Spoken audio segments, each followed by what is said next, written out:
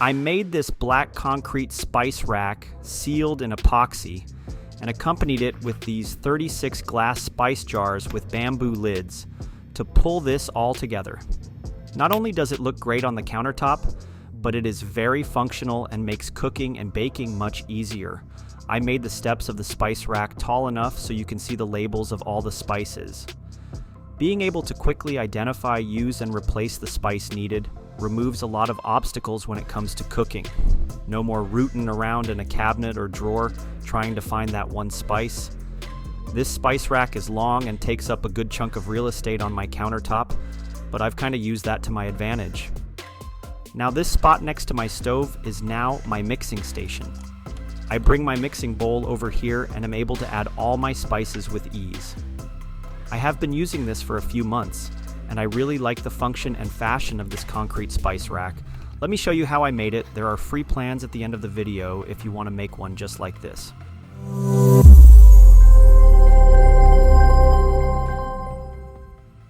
This project is pretty straightforward. Make a mold, fill it with concrete, sand it smooth, let it cure, seal it, and put it on your countertop. So first step is to make the mold. Let me show you a visual of what this mold will look like. The way I am doing this is to build the mold where the spice rack is cast upside down. This should give you an idea of how it goes in and out of the mold. Now that you see this, we are essentially making a big brick with stairs cut out of it. I am using 3/4 inch melamine board. The melamine is a great material for concrete molds. It leaves the concrete with a smooth surface and doesn't absorb the moisture from the concrete. I start off by cutting a 4-foot by 8-foot sheet of 3/4 inch melamine down. I cross-cut off 31 inches of material, which will be plenty for this entire mold. Then I take it over to the table saw and cut all the pieces to size. Again, I have dimensions of all the pieces you need at the end of this video. Watching me cut wood down on a table saw is pretty boring, so I'm just going to breeze through the cutting process here. Once you have your pieces cut to size, it is time to assemble the pieces together. Pre-drill and countersink your holes when assembling together to ensure the melamine doesn't split and keeps the screws from protruding beyond the surface. I assembled and secured 3 sides of the outer mold to the base.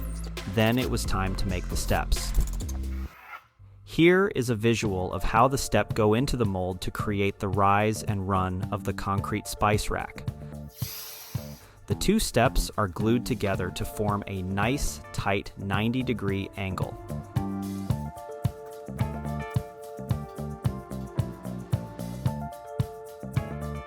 After the glue is dried, I assemble and secure them into the mold.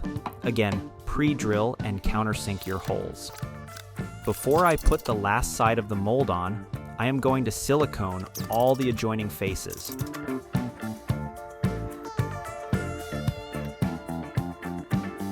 Use 100% silicone to seal all the joints. You can use any color, but black is easiest to see against the white melamine board.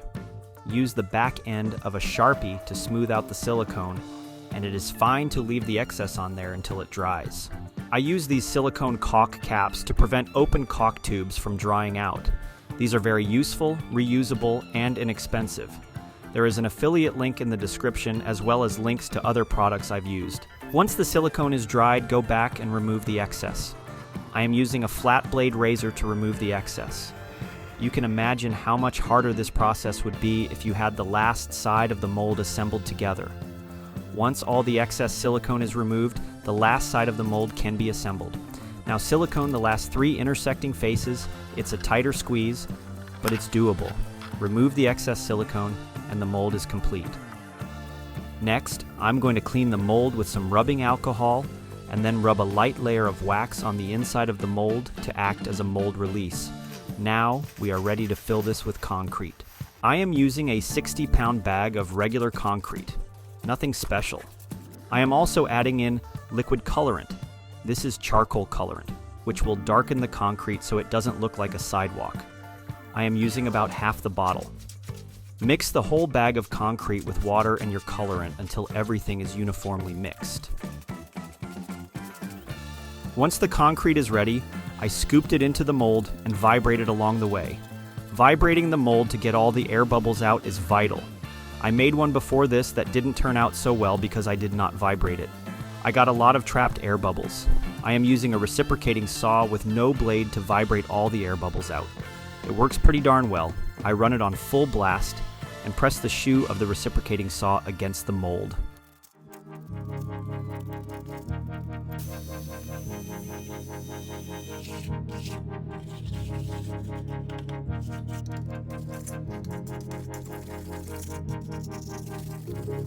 You can see the air bubbles rising to the surface and popping.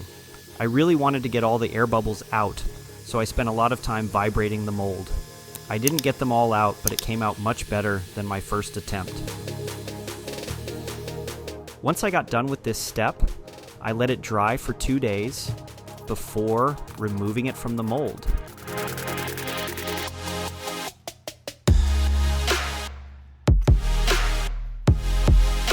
The melamine board and paste wax allowed this concrete to effortlessly release from the mold. After I removed it from the mold, it was on to sanding. I wet sanded this down to get this super smooth and expose the aggregate of the concrete. Next was the hard part, waiting for the concrete to cure. The moisture needs to completely escape from the concrete before sealing it with epoxy. If sealed before it is fully cured, it could ruin all your hard work. At least that's what the message boards were saying. The recommended time is 28 days for the concrete to completely cure. So, after a month of waiting, I was able to seal with epoxy. I used a basic 2-part epoxy. I don't know the best way to apply the epoxy. I started with a popsicle stick and eventually just used my hand to spread it around, using a torch to remove the air bubbles and make the epoxy flow easier. The epoxy brought out that black and charcoal color so well. Without the epoxy, it was still a boring sidewalk, concrete gray color. But with the epoxy, it brings out the black and really makes it pop. Let the epoxy cure for a day and it is ready to put on the countertop. To pull this whole project together, I got these 36 glass spice jars with high quality snap-on lids and classy bamboo screw-on tops. I got them off Amazon and I'm really happy with the quality of these. I have an affiliate link in the description. They are a great upgrade from the mismatch of spice jars I had before. They come with 492 sticker labels, so any spice that you have, there is a label for it. It also comes with a silicone funnel to make filling the jars easy.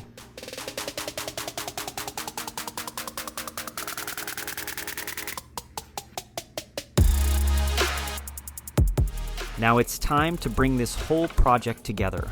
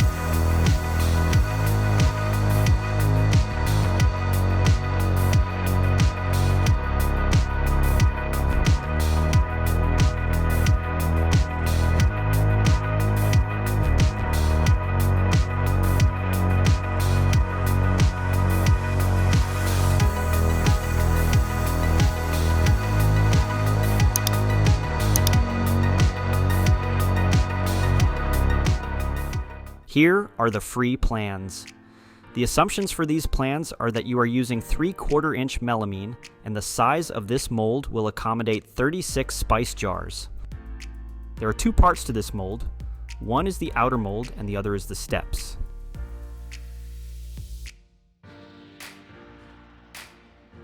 The outer mold consists of a base, 2 long sides, and 2 short sides. The base dimensions are 28.5 inches by 7.5 inches. The 2 long sides are 28.5 inches by 6 inches. And the short sides are 6 inches by 6 inches.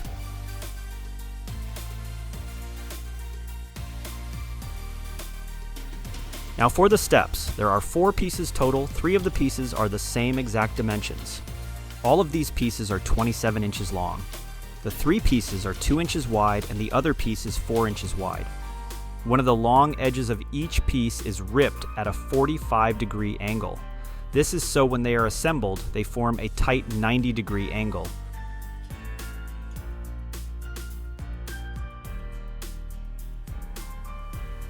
Here is a visual of how the steps are assembled together. You can see that one step is 4 inches by 2 inches, and the other step is 2 inches by 2 inches. This allows for a 2-inch rise and a 2-inch run of each step.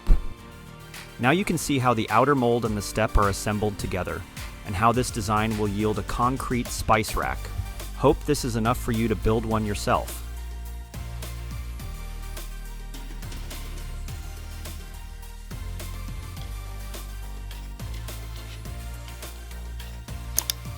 If you liked the video, give it a like and subscribe. Thanks for stopping by.